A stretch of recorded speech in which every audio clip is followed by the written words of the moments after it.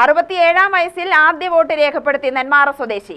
നെന്മാറയിലെ Vallangi VRCM UP സ്കൂളിലെ ബൂത്തിലാണ് Paulson vote രേഖപ്പെടുത്തിയത്. ദീർഘകാലമായി വിദേശത്ത് ബിസിനസ് നടത്തുകയാണ് കെ. പോൾസൺ. പലതവണ നാട്ടിൽ തിരഞ്ഞെടുപ്പ് സമയത്ത് എത്തിയിരുന്നെങ്കിലും വോട്ട് ചെയ്യാൻ കഴിഞ്ഞിരുന്നില്ലെന്ന് പോൾസൺ UTVയോട് പറഞ്ഞു. ഇതുവരെ അവകാശം ഉണ്ടായിരുന്നില്ല. ആരാണ് എൻ്റെ പ്രധാനമന്ത്രി പറയാൻ അവകാശം ഉണ്ടായിരുന്നില്ല.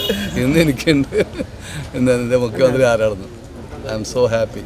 ആദ്യമായിട്ട് വോട്ട് ജീവിതത്തിലെ ആഗ്രഹം സാഫല്യീകരിച്ചു. അതാണ് ഈ ഒരു എക്സ്പീരിയൻസ്. അപ്പോൾ ഇവിടെ വന്നിട്ട് അത് ചെയ്യണം എന്നുള്ള ഒരു നിർബന്ധം ഉണ്ടായിരുന്നു. അതിന് വേണ്ടി വന്ന് വോട്ട് ചെയ്തു. അതിനുവേണ്ടി വെയിറ്റ് ചെയ്തു. എത്ര വർഷമായി പ്രവാസ ജീവിതം? 47 വർഷം.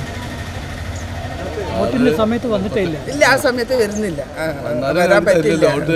ആ സമയത്ത് വോട്ട് ഉള്ള സമയമല്ല. വോട്ട് ചെയ്യാൻ പറ്റില്ല. 2-3 പ്രാവശ്യം വന്നിട്ട് വോട്ട് ചെയ്യാൻ പറ്റാത്ത അവസ്ഥ. ഭാഗ്യം എനിക്ക് കിട്ടി. അല്ലാത്ത പേടി വന്നിട്ട് എങ്ങനെ ചെയ്യാന്ന് വെച്ചാൽ അപ്പോൾ അത് ഈസിയാണ്. മനസ്സിലായി.